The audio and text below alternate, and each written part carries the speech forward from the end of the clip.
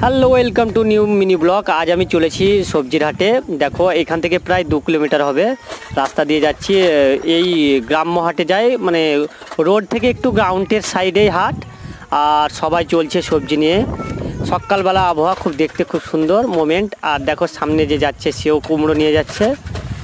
আর এখন আমি হেঁটে একে একে চলেছি হাটে। আর দেখো, সকালবেলা নিয়ে যাচ্ছি, তার মধ্যে আমি সাইকেল চালিয়ে যাচ্ছি। আর সকাল সকাল উঠে আমাকে এই বাজারে যেতে হয়।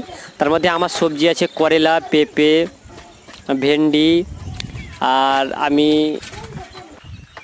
আমি সাইকেলে চলেছি। আর একজন দেখো পেঁপে নিয়ে যাচ্ছে, তার কাছে আমি পেঁপে কিনে নেবো, কারণ আমি সবজির বাজার করি, হাট করি। আর আমি এবার হাটের মধ্যে চলে এসেছি, তার জন্য দেখো আমার করলা কীভাবে বেচা কেনা হচ্ছে। দেখো, এগুলো আমারই সবজি সব এগুলো।